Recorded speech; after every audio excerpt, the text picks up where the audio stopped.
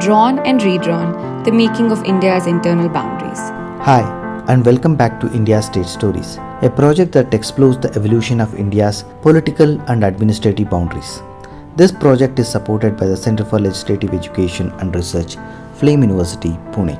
In the last few episodes, we looked at the integration of princely states that were merged into their respective provinces and formed the Part A states. Now, we turn towards Part B states, that is, the states grouped together to form a viable union and were governed by a Raj Pramukh, a new constitutional position held by a former ruler of a state and appointed by the President of India. Along with these unions, some major states like Hyderabad, Jammu and Kashmir and Mysore state were also categorized into Part B states and governed in the similar manner by the Raj Pramukh. Let's dive into the fascinating history of formations of these unions and explore their individual stories in the following 9 episodes. Listen to the first 3 episodes of Season 2 to understand a deeper context.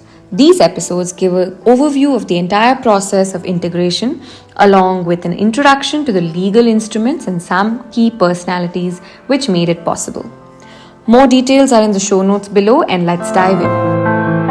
Today, we're plunging into a really fascinating and often overlooked chapter of post-independence India, the formation of the Patiala and East Punjab States Union, or PEPSU. PEPSU, yeah. You send us a stack of compelling sources, and honestly, they paint such a vivid picture. Intense negotiation, rapidly shifting political landscapes, and some incredibly ingenious solutions, really. Yeah. So our mission for this deep dive is to try and understand how this unique administrative unit came about, the diverse forces at play, and why it mattered so much right then at such a crucial moment. It's a story of statecraft, identity, and, that delicate dance of power. And if you zoom out just a bit, the whole integration of princely states into independent India was one of the most monumental tasks the new nation faced. Yeah. Just huge. Absolutely. And PEPSU isn't just, another example. It represents a particularly intricate and kind of experimental solution. It's a real testament to how the map of India was literally forged through necessity,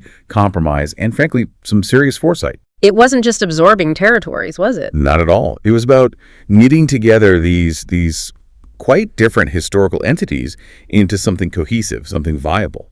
Okay, so let's get into it. What exactly was PEPSU? The sources call it a unique administrative unit, which almost feels like an understatement. It really does. Yeah. Because it wasn't just one state. It was a union, a bringing together of 8 distinct princely states, each with its own history, its own legacy. 8 states. Yeah, you had 6 salute states. Yeah. These were the bigger ones, whose rulers got a gun salute from the British, signifying their status. Think Patiala, Kapurthala, Jind, Nabha, Faridkot, Malakotla. Okay. And then there were 2 non-salute states, Nalagarh and Khalsia. Smaller, less political clout. And the backgrounds were quite different too, right? I found that interesting. 4 of them, Patiala, Nabha, Jind, Faridkot, were the Phokian states, Sikh states, all tracing back to one ancestor fall. Right, under British protection since 1809, the Treaty of Amritsar. Exactly. Then Kapurthala, they were the Alawali family, and Malakotla's rulers were Sherwani Afghans. So it's this real mosaic. Proper mosaic. Yeah. And what makes it even more fascinating and added hugely to the challenge was the geography. Yeah. The sheer fragmentation. Yeah. These states weren't a neat contiguous block. No. Not at all. Okay, the main cluster, Patiala, Nabha, Jind, Malakotla, Faridkot, sort of compact. Yeah, in East Punjab. Yeah, but Kapurthala, scattered in enclaves inside the Jalandhar district. And you had bits of Patiala, Jind, and Nabha dotted across southern East Punjab too. And get this, Patiala even had these islands of territory inside what's now Himachal Pradesh. wow. So it really was like putting together a jigsaw puzzle. A very complicated one. Yeah. And we're talking a significant area, over 26,000 square kilometers, population over 3.4 million, mostly Sikh. Which, immediately raises that question. Yeah. How on earth do you bring such a fragmented, diverse group together? Into something that actually works. Exactly. Especially when their territories are literally all over the map. And this wasn't just map drawing, was it? There were some really urgent factors pushing this whole thing forward. The sources point to 3 main drivers, really. Mm-hmm. First, strategic importance and defense. Look where it was, right up against the new border with Pakistan. Critical location. So it was absolutely imperative to have a strong, administratively efficient, financially stable unit there. You just couldn't afford weakness on that border. No, that border vulnerability was a massive concern, and tied right into that was the whole challenge of state viability. Right. Our sources are really clear on this. A union of those East Punjab states without Patiala, it just wasn't seen as feasible. Why not? Well, Patiala was the biggest, the wealthiest, the most organized administratively. Without its resources, its stability, the other smaller scattered states, they just couldn't stand up on their own. It wouldn't have worked. So Patiala was the absolute key, the linchpin. Precisely. And this explains why other ideas were floated but then rejected, like merging Himachal Pradesh and the Punjab states with East Punjab, or even just merging Patiala into that bigger mix. But these didn't fly. Himachal was kept separate, didn't have the resources, plus the hill people really didn't want to merge with the plains. Yeah. Culturally, very different. Right. And merging the main Punjab states blocked directly into East Punjab, also seen as impractical. East Punjab was already completely overwhelmed by partition, the refugees, the administrative chaos. They couldn't handle more. So the best path forward was 3 separate units: East Punjab, Himachal, and this new entity, the East Punjab States Union. It shows they needed tailored solutions, didn't it? Very much so. One size did not fit all. And the third big driver, which adds, well, another layer of complexity, was the whole situation with Sikh politics at the time. It was volatile. Oh, absolutely critical. You have to remember, Sikhs were spread out, only about 15% in undivided Punjab. After partition, huge uncertainty. Losing homes, important shrines going to Baghdad. It's a very precarious time. Definitely. And this pushed for a stronger, more sort of autonomous political identity. The Akalis, the political arm of the SGPC, the main Sikh religious and political body in effort. They were pushing hard for Punjab, Punjabi, and Punjabiyat. They even passed a resolution back in March 46 demanding a separate independent Sikh state. And things got pretty serious, didn't they? I read about Master Tara Singh, the Akali leader, actually approaching the Maharajas of Patiala and Faridkot for arms and soldiers. That's right, for a plan to seize Punjab. Now, it didn't actually happen, but it shows the level of tension, the desperation almost. Yeah. You even had Jinnah trying to get Sikh leaders to join the Muslim League. And amidst all this, figures like Jani Kartar Singh were initially pushing for merging the Punjab states with East Punjab. So Sikh politics was incredibly dynamic, really in flux. Making a union of all these states under Delhi's control seems like a necessary stabilizing move. Okay, so bringing all this together, geography, strategy, viability, politics it takes, key people, and some tough talks.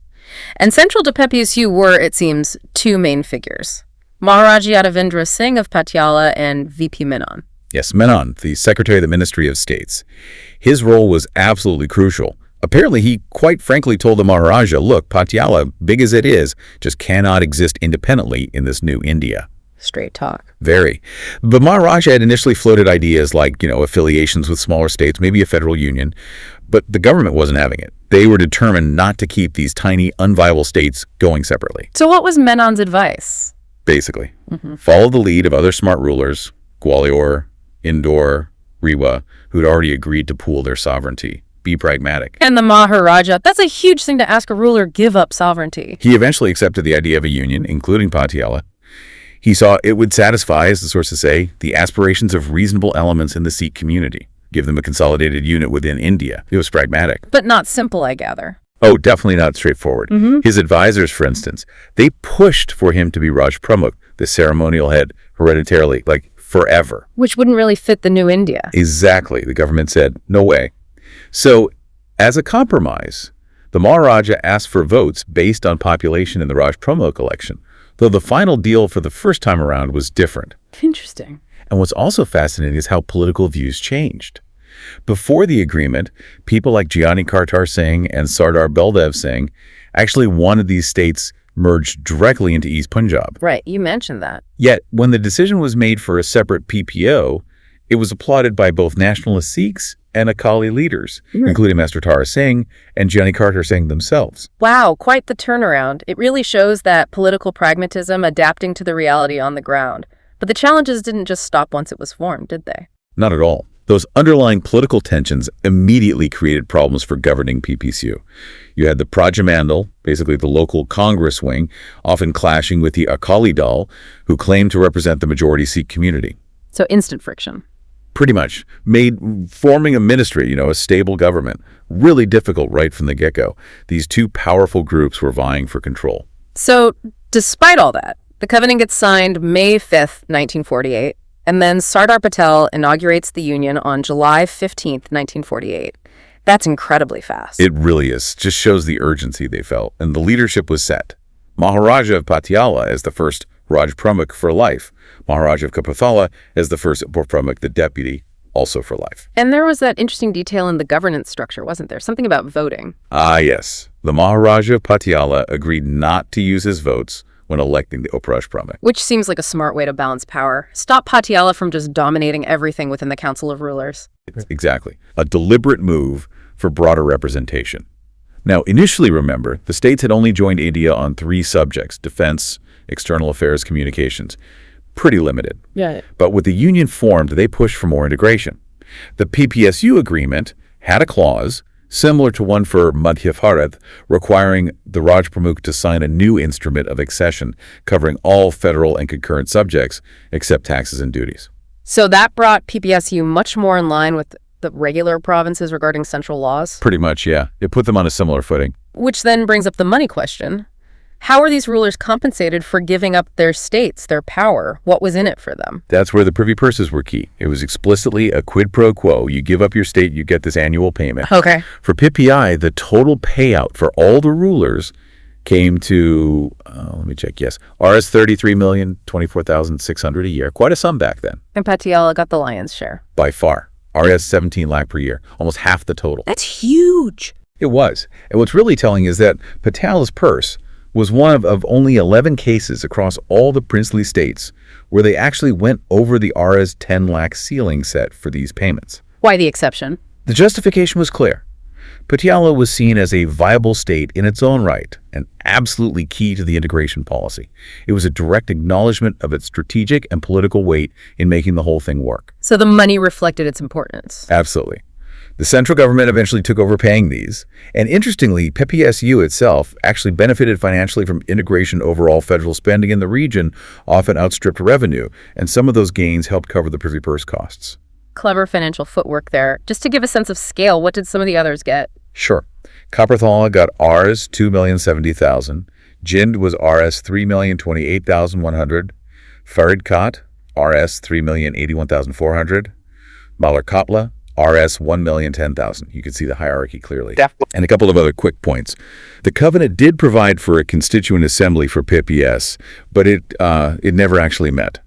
The union was initially run by a small council of ministers, basically appointed by Delhi. Right. And finally, those state forces. They were fully merged into the Indian Army by April 1951.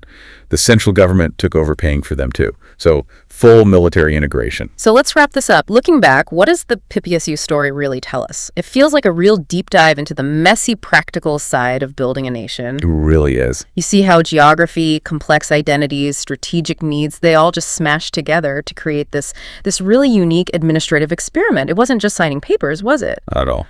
It was about navigating all these different hopes, fears, histories, trying to make something cohesive work in a brand new country. And if you connect it to the bigger picture, PPS, well, it didn't last forever. It merged into Punjab in 1956. But it still stands as this remarkable example of administrative creativity, political compromise during just immense upheaval. A masterclass, almost. In some ways, yes. It shows how rigid blueprints often don't work. And real statecraft is about adapting, creating tailored solutions for local identities and strategic needs, even if that means inventing a whole new temporary kind of state.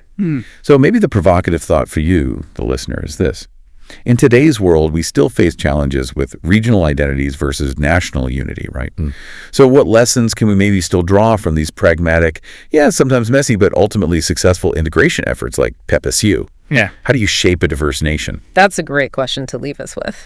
It's just a powerful reminder, I think, that even really complex problems can find unique solutions when you have leadership and, well, sheer necessity forcing the issue.